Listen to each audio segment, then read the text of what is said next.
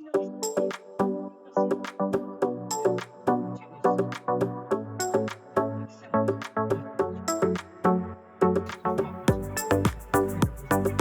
and welcome back to the workbench. The second part of my GP15-1 rebuild, rebuilding this Walthers model to be Morristown Leary number 25. In part 1 I mentioned that I wasn't very happy with the side frames on the original model. The model itself cleaned up nicely, but the side frames are, to be quite frank, an absolutely terrible moulding. And I wasn't very happy with them at all, and there was some discussion afterwards on the chat about the best way to deal with that. And a few days later, very kindly, a chap called Andy Knott sent me this little box, and inside are, amongst this packaging, is 8, or actually 9 GP15 side frames. These are the Athearn ones, I believe, and much better. They've got all the separate details on, and that is those detail parts are in the box as well. So I've got all those. So the plan is adapt these to fit this chassis. Now the problem is that as it stands, as they are, they don't fit. The pin that's would connect to the actual truck itself is too large. It doesn't fit in the hole.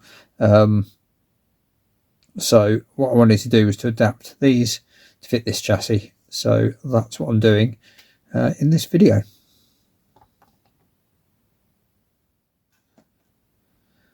So taking a quick look at these Athearn side frames, the pin is 2.5mm diameter.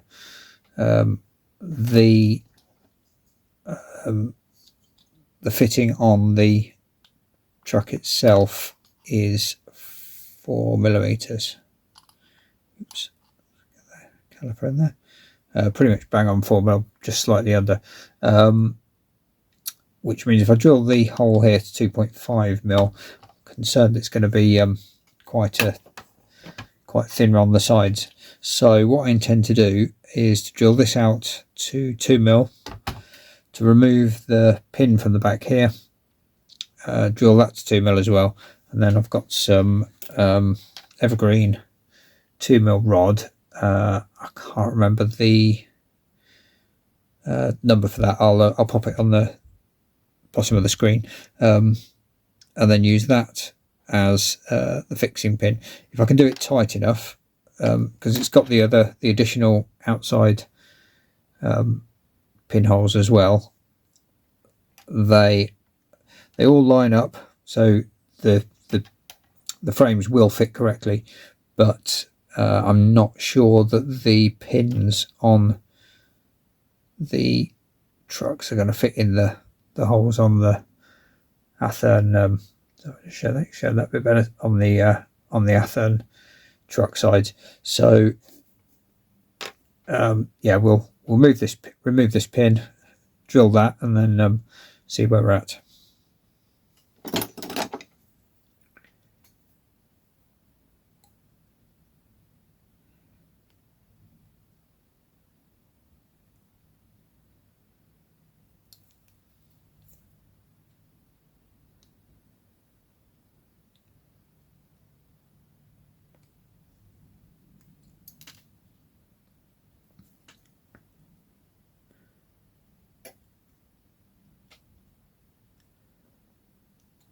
It's quite handy. It's got sort of openings at the side, which I can get this narrow blade in reasonably easily.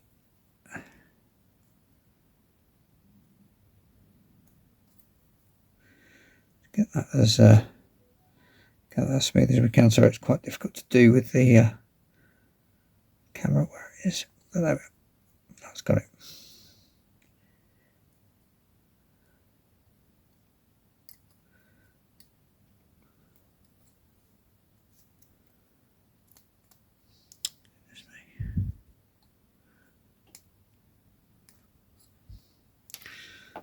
So that's removed and flat, and I'm going to mark the centre of that hole, centre of that piece, where the hole needs to be drilled. Probably can't see that, but that is done it by eye, but I'm reasonably happy that that is in the centre.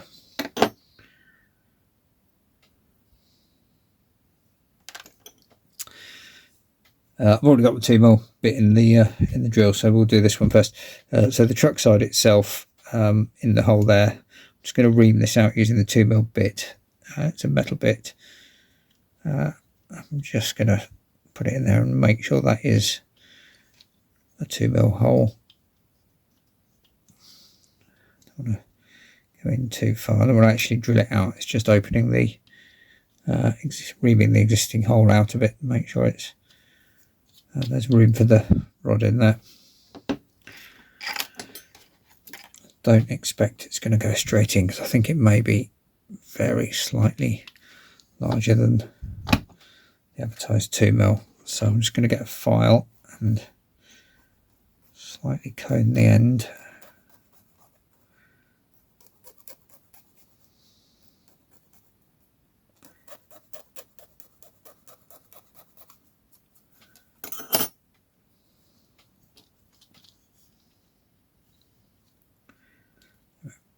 That is now in there.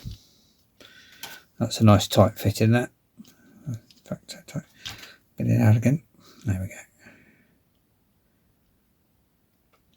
So that's going to fit in there. Fits all the way in, and is a good friction fit in there. So hopefully I won't need to glue that in once we're done. So we just change bits.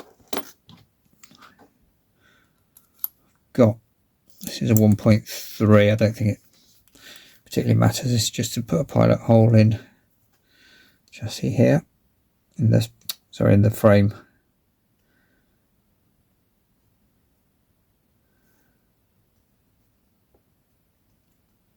Just to make a starter hole, and I'll make sure I get it as straight as I can.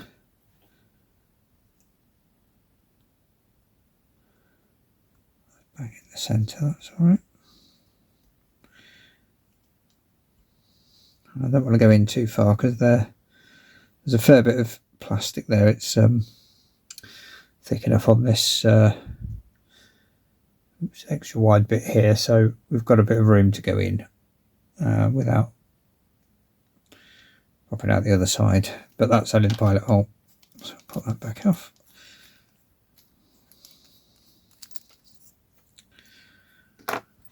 I'll swap that for the 2mm.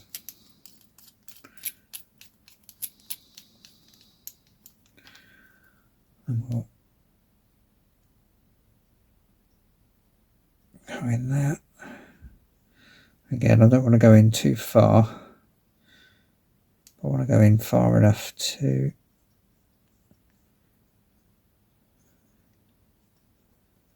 give us something for the evergreen to grip onto when it's in there. Just go a little bit further.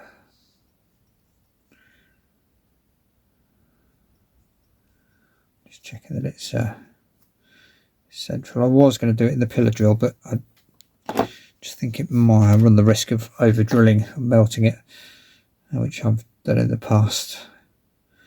That's a 2mm hole. And again, we've got that as a good solid friction fit. With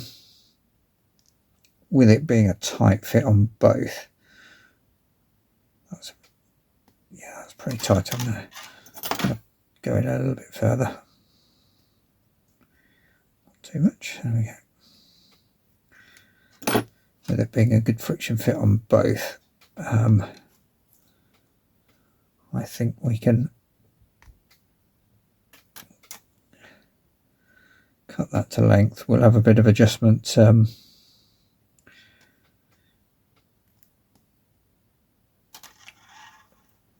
afterwards once it's all together.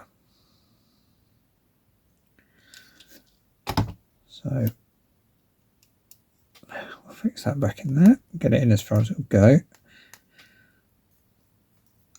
and then I'm just going to trim it. I think the back of the box there is going to be touching the outside of that, so we know if that's the case we don't want very much sticking out.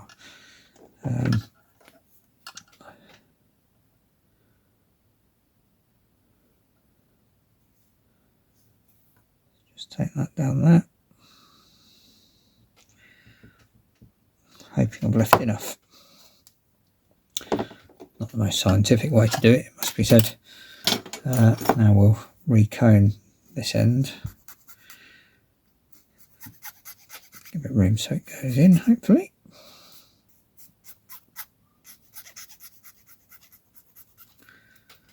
Should be fine. Okay, and then that hopefully should fit in there. See what we've got. I'm not going to worry about the, oh perfect, I'm not going to worry about the outside ones, or I might, it's a little bit loose. Do you know, that's alright. There we are. That's better, that's fitted in there. Yeah, I don't think I'm going to drill out and do the same with the two supporting pins. I think what I'll do is fix these in place when they're actually fitted on with a bit of matte medium to hold them in and to hold them so they're not going to tip up and down. And I don't actually, that's pretty tight now. I don't think that's going to move. I don't want to keep taking it in and out, but I think that's not too bad. Actually, it needs to go on a little bit further. Let's have a look. I think we'll shorten that a bit. As I said, it's not too bad. Just going to take the end off that, and I think I might have to do that with some snips. I've left it too long. Got another 3 to do. Let's check the length on that. It's 4mm. I could probably get away with 2.5mm on there, I think.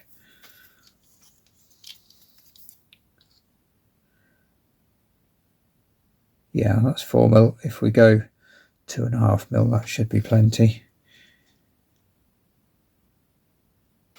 I'll mark that. Should be able to cut it with a knife.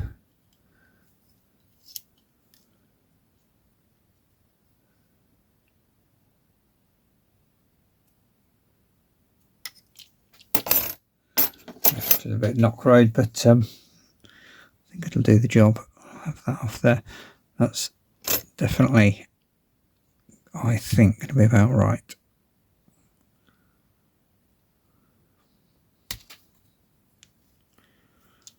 Okay, off there.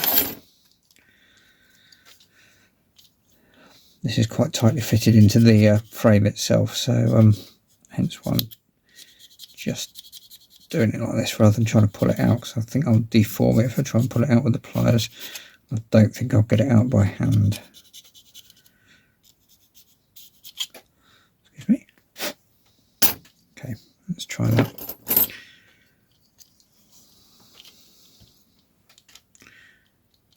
First time I've done in modelling on camera, so interesting trying to achieve that. That's better. That is better. There we go. That's spot on. So we know we don't want more than 2.5mm sticking out there. That's got it in place. So well, that's much improved. I'll tell you what, I'll pop the original ones on. These are this is the Walthers one.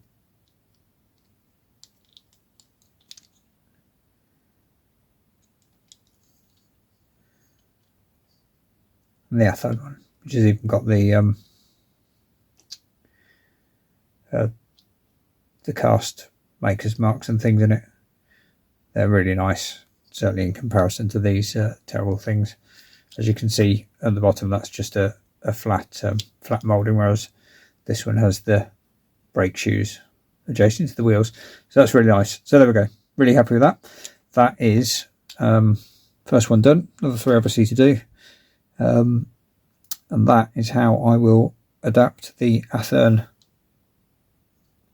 truck frames to fit the trucks.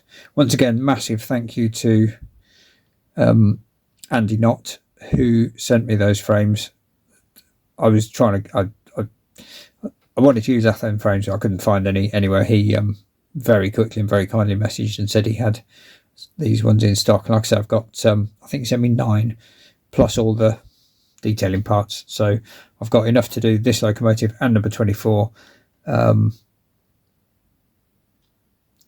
And 1 in case I do something silly like drill too far, but I think that should be fine. Okay, so there you go. That is new frames on the Athearn, on the Walthers GP15-1.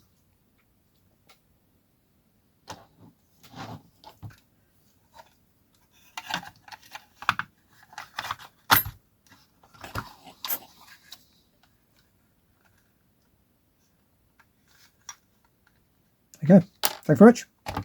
See you next time.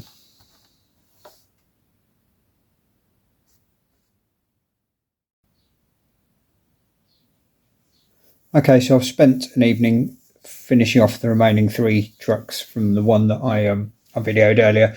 They were rather easier, rather less danger of cutting my fingers doing it without the camera in place. So they're all now done and temporarily friction fitted. Plan is that once I've put the detailing on the side, which is the other bits, the various fittings, I will fit them to the trucks themselves. Once everything's done, painted and ready to go, I'll attach them with matte medium so that they don't move. They haven't got the extra supports at the side. I've just fitted them with the central bar, so there is a room for movement. Once they're fixed in place with the matte medium, I'm hoping they'll do the trick. I'm pretty confident that they will. Still a bit more detailing to do on the chassis itself. May spot some other changes that have happened to the body of the locomotive, and again I'll cover those in another video in due course. But for the moment, that's the truck's done. Really pleased with that. They're a million times better than the original really poor quality Walthers castings. Andy Knott, who sent me these truck sides, he's also just sent me another Walthers GP15-1, which is, I haven't tested it on the track yet, but the wheels look a bit manky, but I'm pretty sure we can get it cleaned up and running, which I will probably convert into 24 using the same techniques as this. Interestingly, it's a much older model, but has much nicer, well, I think it's an older model, but the motor's slightly different, but it's got much nicer truck side mouldings on it than this newer one. So those won't need to be changed. I'll keep those as they are. So yeah, there you go. That's this project progress update, and there'll be another one in due course in relation to some of the other changes I've made in relation to the body and some of the other fittings I've added to it. But that's the truck sorted. Really happy, and I'm looking forward to making a bit more progress.